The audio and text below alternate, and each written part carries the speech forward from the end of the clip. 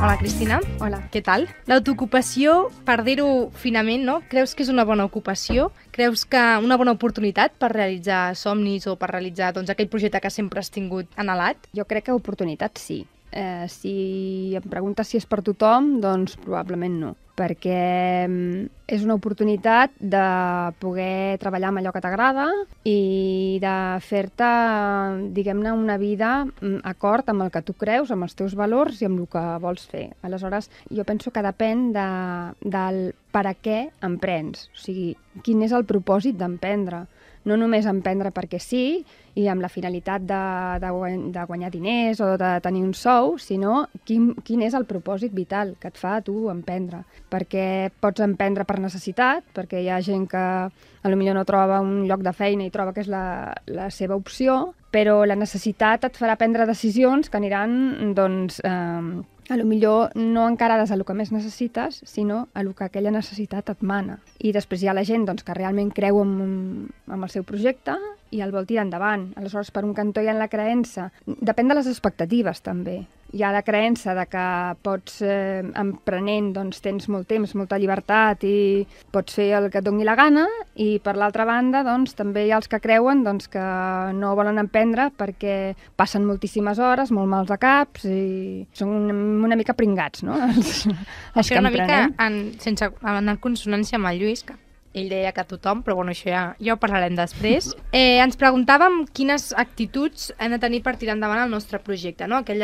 Aquelles frases que et deien, és a sortir de la cua dels aturalls, tinc una idea però no la tiro endavant, no? Quina actitud he de prendre jo per poder fer-ho, no? Estic molt d'acord amb el del treball, i crec que n'hi ha moltíssimes. T'han faltat 5 de treball.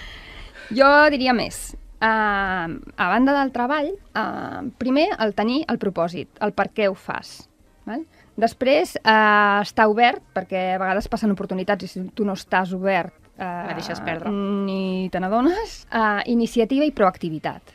Que, de fet, no haurien de ser actituds sols d'emprenedor, sinó encara que treballés per compte aliena, però si ets emprenedor, més. Un gran grau d'autoconfiança, realment, si no creus en tu i en el teu projecte, doncs no ho tens gaire bé.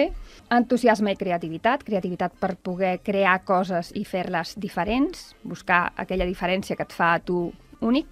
Prendre decisions, bàsic, perquè n'has d'estar prenent constantment i no hi ha ningú que les prengui per nosaltres, per tant no pots anar deixant-ho per demà.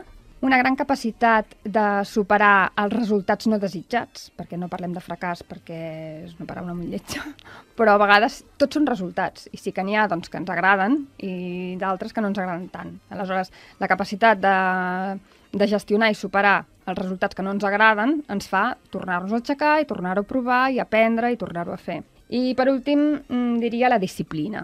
La disciplina i el compromís amb tu mateix. La disciplina de cada dia, si tu has de fer-ho cada dia, doncs cada dia aixecar-te, posar-t'hi, res de doncs ja ho faré demà, doncs no, això ara no estic segur, doncs totes aquestes actituds són les que fan que vagis per feina i que al final te'n surtis perquè estiguis allà sempre.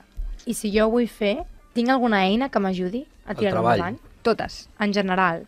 Totes les tens. Perquè la gent no emprèn perquè no té temps o no té diners, però ja ho hem vist que diners, si tu tens una idea i hi creus, realment has de mirar com els aconsegueixes. O sigui, és més pensar el com i el per què no, no?